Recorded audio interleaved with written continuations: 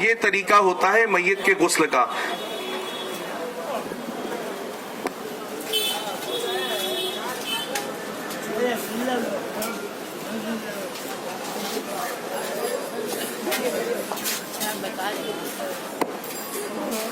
یہ ہمارے عبداللہ بھائی ہیں، یہ یہاں پر لیٹے ہوئے ہیں۔ الحمدللہ تعالیٰ آپ دعا کریں کہ ان کے عمر میں برکتیں عطا فرمائے، صحت عطا فرمائے، عمر درازی بالخیر عطا فرمائے۔ یہ ہم کو سکھانے کے لیے یہاں پر لیٹے تاکہ ان کے ذریعے ہم سیکھیں۔ اب میت کو جب ہم غسل دیتے ہیں تو سب سے پہلے کیا کیا جاتا ہے؟ ایک تو پہلے ہم گھبراتے بہت ہیں کہ غسل دینے کیسے جائیں، ہمیں دعا نہیں آتی اور ہمیں فلاں کام نہیں آتا، ہمیں دعا پانی ڈالتے وقت کیا پڑھنی چاہیے، اور اگر بتی جب سلگائی جاتی ہے، لبان کیا جاتا ہے تو کیا کرنا چاہیے۔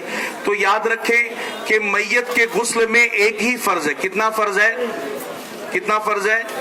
ایک فرض ہے۔ میری گزارش ہے آپ تھوڑا کرسیوں پہ آ جائیں گے تو اچھا رہے گا۔ جتنے بھلے آپ 10 منٹ کھڑے ہیں چلے گا، ہمیں آپ سے کوئی پرابلم نہیں، آپ 10 منٹ بیٹھے پھر چلے جائیں، راستہ بلاک نہیں ہوگا۔ تو کتنا فرض ہے میت کے غسل میں؟ ایک فرض ہے۔ وہ فرض کیا ہے کہ پورے میت کے جسم سے پانی کا بہہ جانا، پورے میت کے جسم سے پانی کا بہہ جانا۔ تو میرے پیارے آقا صلی اللہ علیہ وسلم کے پیارے دیوانوں، تو جب میت کو غسل، ایک تو پہلے جب کسی کا انتقال ہو جائے، ہم جب وہاں پہنچے ہیں تو ہمیں کرنا یہ چاہیے، بہت سارے لوگ ہاتھوں کو میت کے اس طریقے سے سینے پہ رکھ دیتے ہیں، تو یہ غلط طریقہ ہے، بلکہ سائیڈ میں رکھ دیں، یا تو جیسے نماز پڑھا جاتا ہے اس طریقے سے ہاتھ کو باندھیں، لیکن کنارے ہم چھوڑ دیں ہاتھ کو، اور چہرے کو ہم دائیں طرف ہلکا سا، دائیں طرف تھوڑا سا موڑ دیں۔ اس لیے قبر میں لٹانے کے بعد میت کا چہرہ قبلہ رخ گھمایا جاتا ہے، اور چونکہ مرنے کے بعد جسم میں تھوڑی اکڑ آ جاتی ہے، اکڑ جاتا ہے بدن، تو چہرہ قبلہ رخ ہو نہیں پاتا ہے۔ تو پہلے ہی ہم جب انتقال ہوا تو چہرہ ہلکا سا قبلہ رخ کر دیں تاکہ قبر میں لٹائیں تو میت کا چہرہ پہلے سے ہی قبلہ رخ رہے۔ اب میت کی جب غسل کی تیاری کرتے ہیں تو سب سے پہلے اگربتی آپ نے دیکھا ہوگا یا لبان اس جگہ پہ سلگائی جاتی ہے اور خوشبو پھیلائی جاتی ہے۔ تو اس کی وجہ یہ ہے کہ کبھی کبھی میت کے انتقال کے بعد، کسی کے انتقال کے بعد جسم کے اندر جو ہے اعضاء بدن کے خراب ہونا شروع ہوتے ہیں۔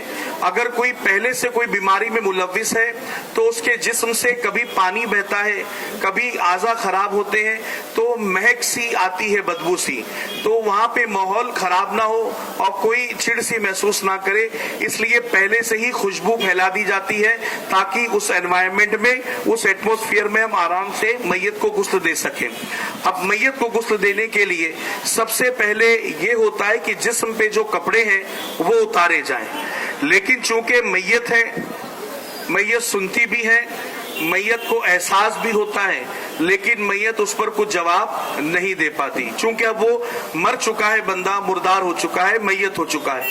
اب ہم نے لٹایا تو جسم سے کپڑے اتارنے ہیں، تو جس طرح زندے کے بدن سے اتارتے ویسا نہیں اتارا جائے گا، کینچی لے کر کے کاٹ کر کے اتارا جائے تاکہ میت کو تکلیف نہ ہو۔ عموماً یہاں دیکھا گیا ہے کہ یہاں پر ایک سفید لباس لیتے ہیں اور لے کر کے پہلے کرتا تو اتار دیتے، کرتا یا شرٹ جو بھی ہے وہ کینچیوں سے کاٹ کر کے اسے اتار دیا جاتا ہے، اور ناف سے لے کے گھٹنے کے نیچے تک ایک سطر کا حصہ ہوتا ہے اسے ڈھانک دیتے ہیں، اور پھر پیجامہ یا پینٹ اتارا جاتا ہے، اس کے انڈر گارمنٹس پھر اتارے جاتے ہیں تاکہ سطر ظاہر نہ ہو۔ لیکن ہمارے یہاں بہت بڑی خرابی یہ ہے، ہم جو کپڑا استعمال کرتے ہیں یہاں پر وہ اکثر سفید رنگ کا ہوتا ہے اور کفن کا ہی کپڑا ہوتا ہے، اس پہ پانی کے 2 بوند پڑتے ہیں، سطر ظاہر ہو جاتی ہے۔ تو ایسا نہ کریں، بلکہ عقیل بھائی جہاں پر رہتے ہیں افریقہ میں، وہاں پر اکثر ڈارک کلر کا کپڑا استعمال کرتے ہیں۔ تو آپ بھی اگر کسی کے انتقال میں شریک ہو، دیکھیے اب یہ بھیگا بھی نہیں ہے، اس میں سے ہاتھ نظر آ رہا ہے، تو میت کا سطر کیسے چھپے گا؟ اس پہ پانی پڑے گا تو اور ظاہر ہوگا، تو سطر پوشی ہو نہیں پائے گی۔ تو اس لیے جو کپڑا اوپر رکھ کر ہم غسل دیتے ہیں، ناف سے لے کر گھٹنے کے نیچے تک، وہ کپڑا موٹے کپڑے کا ہو، موٹا کپڑا ہو، اور ہو سکے تو کالے رنگ کا اور ڈارک کلر کا ہو جس سے سطر ظاہر نہ ہو۔ अब ये हमने रख दिया, अब पैजामा उतार दिया जाता है या ट्राउजर उतार दी गई। अब मैयत है यहाँ पर, तो सबसे पहले मैयत को इस्तिंजा कराया जाता है। इस्तिंजा से मुराद उसके प्राइवेट पार्ट्स को धोया जाता है, और वो धोने की सूरत ये है कि हम हाथ में ग्लव्स पहन लेते हैं, और ग्लव्स पहनने के बाद और फिर जो है अगर ग्लव्स ना मिले तो कपड़े को हाथ में लपेटा जाता है, और इस तरीके से कपड़े को हाथ में लपेट लेते हैं, और लपेटने के बाद रुई कपास जो होता है उसका बंडल अपने हाथ में ले लेते हैं, और लेने के बाद फिर जो है इस्तिंजा कराया जाता है। इस्तिंजा कराने की सूरत ये है कि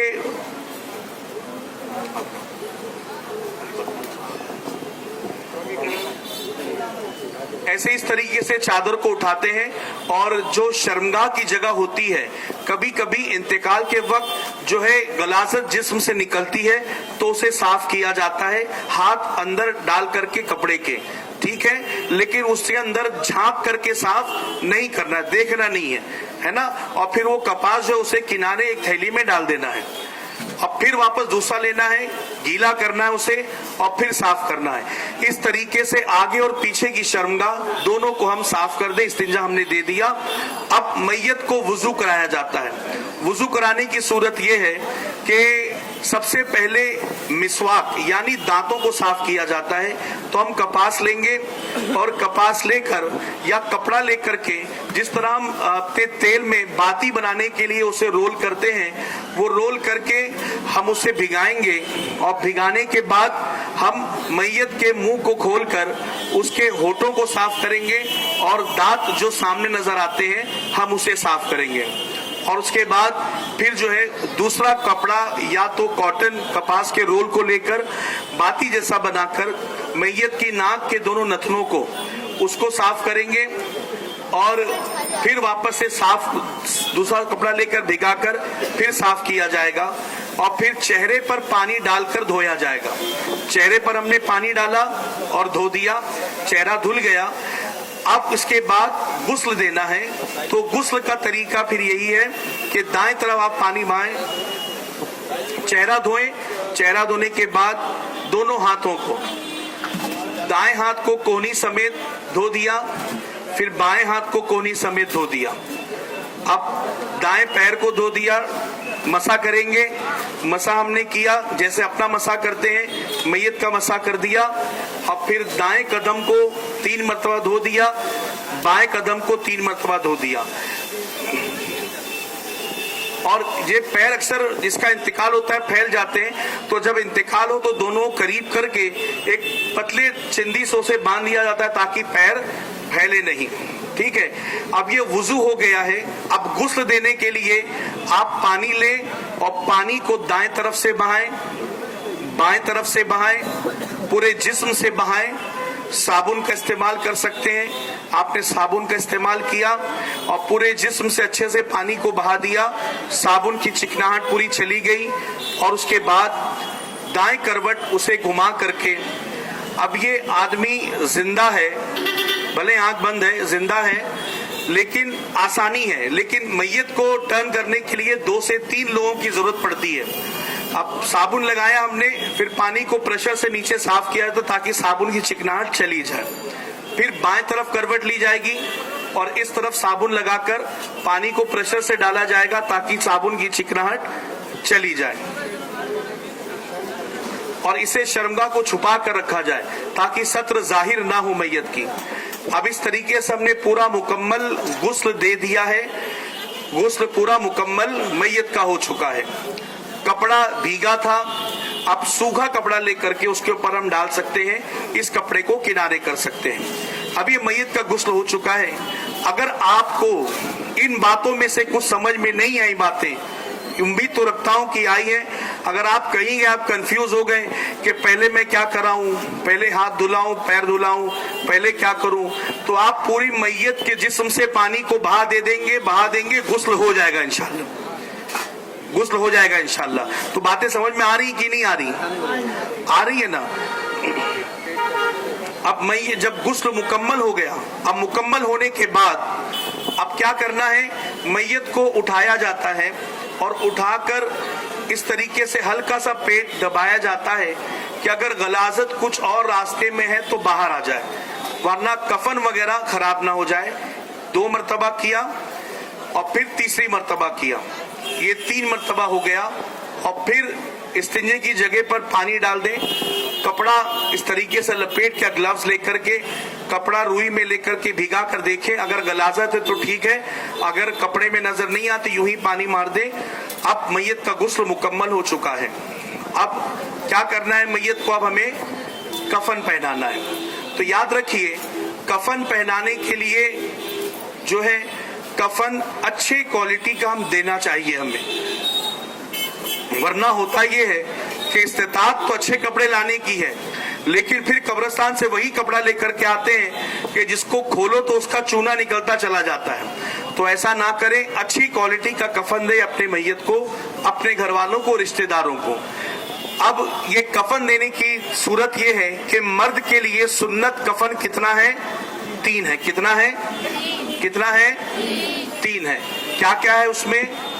एक तो लिहाफ है, जिसको लिफाफा भी कहा जाता है, जो सबसे पहले बिछाया जाता है। दूसरा तहबंद है, जिसको इजार भी कहा जाता है। और तीसरा कमीज है। ये 3 कफन मर्दों के लिए है और सुन्नत ये 3 कफन है। अगर कई हालतें मजबूरी ऐसी है कि उसे कुछ ना मिला तो एक कपड़ा पूरे बदन को लपेट देते हैं, वो एक कफन वो भी होता है। लेकिन हमें आज वैसे हालात नहीं है, तो सुन्नत पर अमल करें। मैयत को 3 कफन देना है मर्द को, तो ये 3 कफन है।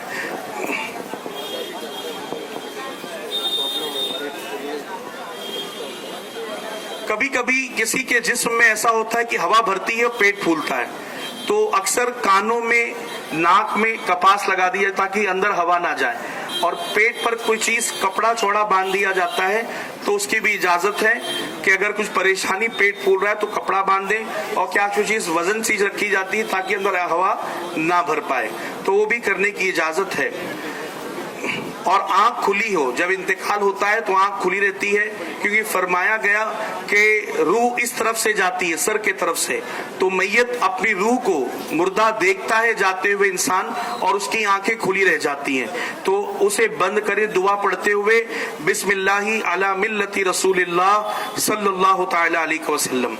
अब इस तरीके से मैयत को हमने गुस्ल दे दिया। वक्त बहुत कम है,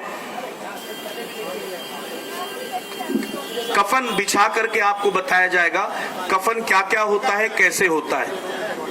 हाँ। पहले तो एक कफन होता है नीचे, जिसको लिहाफ कहा जाता है। उसकी जो लंबान होती है सबकी यकसा नहीं होती है। जैसे अगर मैं लंबा हूं, ये आपको दिखाने के लिए हमने एक कपड़ा लिया है, वरना ये ना सोचे हमको तो कह रहे थे कि अच्छा कफन दो और ये तो सस्ता लेकर के आए। तो ना यहाँ पर मैयत है और ना ये कफन है, हम सिर्फ आपको सिखाने के लिए इसे बनाए हैं। तो ये कपड़ा हल्का है, आप अच्छी क्वालिटी का कफन इस्तेमाल करें। कफन जो हम नीचे लिहाफ बिछाया जाता है, जिसको लिफाफा भी कहते हैं, उसको जो है उसकी लम्बान, जिसका इंतकाल हो गया है, उससे थोड़ी बड़ी होनी चाहिए, ताकि उसके सर पर बांध दिया जाए और पैरों के तरफ बांध दिया जाए। और याद रखिए उसकी चौड़ान ऐसी होनी चाहिए कि कम से कम उसके जिस्म का हिस्सा जो है, उसकी चौड़ान जो है हम लपेटे तो मैयत पूरी तरीके से इस तरीके से अंदर लपट जाए, ओवरलैप हो जाए, एक के ऊपर एक चढ़ जाए। और अगर छोटा है तो उसमें और कपड़ों का जोड़ लगाकर उसे हम चौड़ा कर सकते हैं। अब इसमें बहुत सारे होता है मामला कि घर की औरतें बोलती है नहीं मशीन से सी नहीं सकते, सिर्फ हाथ से ही सीना है। तो ऐसा कुछ नहीं, आप मशीन से भी सीकर इसकी चौड़ान बढ़ा सकते हैं। तो पहले उस लिफाफे को बिछाया जाएगा और उसके बाद तहबंद बिछेगी। एक बहुत बड़ी हम जो है हमारे अंदर कमी है कि हम तहबंद जो है वो मैयत की कमर से लेकर के घुटने तक का रखते हैं, लेकिन ये गलत है। बाहरी शरीयत में मैयत की तहबंद का साइज बताया गया है सर की चोटी से लेकर पैर तक। اسے تہبند کہا جاتا ہے. اس میں خلاصہ بھی ہے, کہا جاتا ہے تہبند, لیکن حقیقت میں وہ اسے ریپ کیا, لپیٹا ہی جاتا ہے لفافے کی طرح, تو اسے تہبند کہتے ہیں. اب کہیں پر بھی انتقال میں ہم جائیں, اگر غسل دینے والا وہ کفن کاٹ رہا اسے کہہ دیں کہ تہبند جو ہے کمر سے لے کر ٹخنے تک نہیں, بلکہ سر سے لے کر کے پیر کی چوٹی تک, پیر کی ایڑی تک, یہ سائز تہبند کا ہونا چاہیے. اور لوگ کیا کرتے ہیں, اس کے پہلے قمیض بچھاتے ہیں اور پھر تہبند بچھاتے ہیں, جو غلط ہے. بلکہ پہلے ہمیں تہبند بچھانا ہے اور اس کے اوپر قمیض بچھانا ہے. پھر جب میت کو پہنائیں گے تو پہلے قمیص آئے گی اور پھر تہبند لپیٹیں گے اور پھر لفافہ لپیٹا جائے گا. اور اس طریقے سے کفن کی قمیص کی سائز ہونی چاہیے کہ جو لمبان آگے ہے, یعنی میت کے گھٹنے کے نیچے تک, اتنی ہی پیچھے ہونی چاہیے. ابھی اس میں ہم نے بہت شارٹ کیا ہے پیچھے کا حصہ, ہاں وہ مت دیکھیں آپ, ہمیں یہ دیکھنا ہے کہ آگے سے بھی جس طرح لمبا ہے پیچھے سے بھی اتنا ہی لمبا قمیص کا سائز ہونا چاہیے. اب اس کو ہم نے بچھا دیا.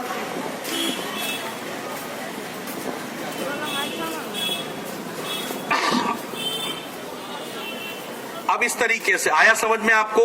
پہلے کیا بچھایا جائے گا, کیا بچھایا جائے گا پہلے, نیچے کیا بچھایا جائے گا پہلے, لفافہ, اس کے اوپر تہبند. تہبند کی سائز کیا رہے گی, سر کی چوٹی سے لے کر پیر کی ایڑی تک, ٹخنوں تک, ٹھیک ہے, یہ سائز تہبند کی. اور اس کے اوپر کرتا, قمیص. قمیص کی لمبان جو نارملی پہنے جاتے گھٹنے کے نیچے ٹخنوں تک, یہ پڈلی تک, تو اس طریقے سے آگے پیچھے دونوں سیم سائز ہوگی. اب اس پر جو ہے اس کے بعد ایک جگہ کفن تیار کیا جاتا ہے اور غسل کے بعد میت کو اس نلانے والے سٹینڈ سے اٹھا کر اس پر لٹایا جاتا ہے. اور اوپر عبداللہ بھائی, اور اوپر. اب کیا کریں گے ہم, سب سے پہلے ہم کرتے کو پہنا دیں گے.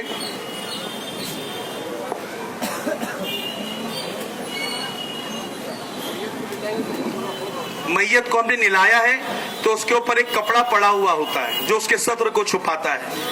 اب ہم نے اسے لٹایا, کپڑا ہٹائیں گے نہیں, پہلے کرتا پہنا دیا جائے گا. کرتا پہنانے کے بعد جب اس کا جسم کور ہو گیا, پھر اس طریقے سے ہم جو ہے اس کپڑے کو ہٹا دیں گے. اب یہ ہو گیا. اب اس کے بعد کیا کرنا ہے, کافور ہوتا ہے جس کو کیمفر بھی کہتے ہیں, اس کو گھٹنوں میں اور ہاتھوں میں, کونیوں میں, جسم پہ جو ہے اچھے طریقے سے لگا دیں. ایون جب غسل دیا جاتا ہے تو غسل کا آخری پانی جو ہے ہم گرم کرتے اس میں بھی کافور ڈال کر کے غسل دے دیں. کافور کو کفن کے اندر بھی ہم چھڑک دیں, اس سے جو ہے کیڑے مکوڑے قریب میں نہیں آتے ہیں. ابھی ہم نے کرتا پہنا دیا, اس کے بعد کیا لپیٹیں گے, تہبند. تہبند کا بھی سائز چوڑان میں ہونا چاہیے اتنا کہ ایک کے اوپر یہاں سے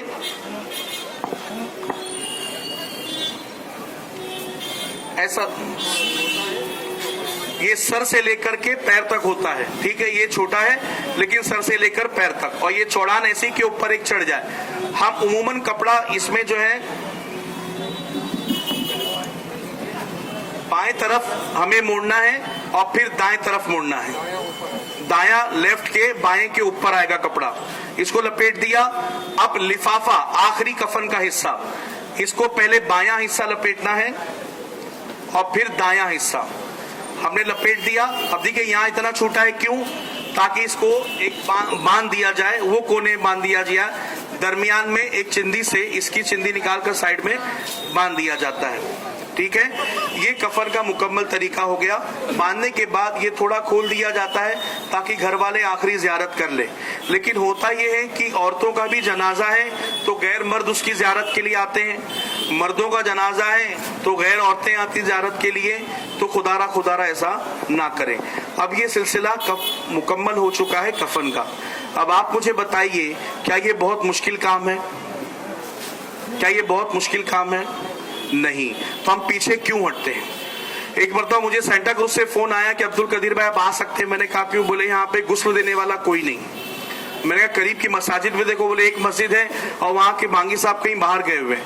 تو تو حیرت کی بات ہوئی اتنے بڑے گولی بار والے علاقے میں جہاں آبادی اتنی مسلمانوں کی ہے اس میں کوئی ایک بندہ ایسا نہ تھا جو میت کو غسل دے سکے. تو میرے پیارے آقا کے پیارے دیوانوں اس چیز کا خیال رکھیں اور یاد رکھیں غسل ضروری ہے. اگر غسل نہیں دیا گیا تو نماز جنازہ بھی نہیں ہوگی، نماز جنازہ بھی نہیں ہوگی. اس لیے غسل دینا نہایت ہی ضروری ہے. یہ بہت ہی مختصر میں آپ کو آج یہاں بتا دیا گیا.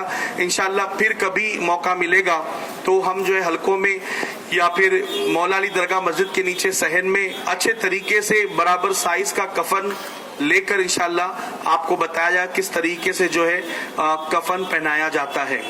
اور اس طریقے سے اس میں شریک ہونا، جنازے میں شریک ہونا، اللہ تعالیٰ جب تک بندہ جنازے میں شریک ہوتا ہے تو ہر قدم کے بدلے اللہ تعالیٰ گناہوں کو معاف فرماتا ہے. بندہ 40 قدم چلتا ہے اسے گناہوں کو معاف فرماتا ہے، 40 سال کے گناہوں کو معاف فرماتا ہے. اور فرمایا گیا گناہ کبیرہ کو بھی خدا اس عمل کے صدقے معاف فرماتا ہے. اور جب جنازے کو ہم لے کر جاتے ہیں قبرستان میں نماز جنازہ کے لیے تو نماز جنازہ کے وقت اکثر شور مچتا ہے. کتنی صفیں ہوئی؟ 7 ہو گئی، 15 کر دو. 7 ہوئی، 8 ہوئی، نہیں تھوڑے جن پیچھے جاؤ، 9 کر دو. ہمارے شریعت میں فرمایا گیا کسی کی نماز جنازہ میں اگر 3 صفیں بن گئی اللہ تعالیٰ اس بندے کی مغفرت فرماتا ہے. تو لہٰذا اب وہاں پر نماز جنازہ ادا کریں. ادا کرنے کے بعد میت کو جب دفنایا جاتا ہے، دفناتے وقت جو ہے اس میں عہد نامہ شجرہ وغیرہ رکھا جاتا ہے، وہ رکھے. اور جب میت میں برگا لگایا جاتا ہے، چٹائی لگائی جاتی ہے اور جو مٹی ڈالتے ہیں دعا پڑھتے ہوئے ڈالے، منہا خلقناکم وفیہا نعیدکم ومنہا نخرجکم تارۃ اخری. اور فرمایا گیا اتنے دیر وہاں پر کھڑے رہے جتنے دیر تک ایک اونٹ کے جانور کو، اونٹ کو ذبح کر کے اس کے گوشت کو تقسیم کرنے میں جتنا وقت لگتا ہے اتنے دیر ہمیں وہاں پر کھڑے رہ کر ذکر و اذکار کرنا چاہیے. قبر میں جب لٹایا جاتا ہے تو اکثر کل کی مٹی جمع کی جاتی ہے تو اس کا تکیہ بنا دیا جاتا ہے تاکہ اس کے کل کے فیوز و برکات ملے. اور پھر اور مٹی لے کر کے نیچے رکھا تاکہ دائیں طرف جو ہے چہرہ جو ہے میت کا رہے دائیں طرف، اور آقا علیہ الصلوۃ والسلام کی زیارت نصیب ہو تو بندہ ادب کے ساتھ حضور کی بارگاہ میں پیش ہو سکے.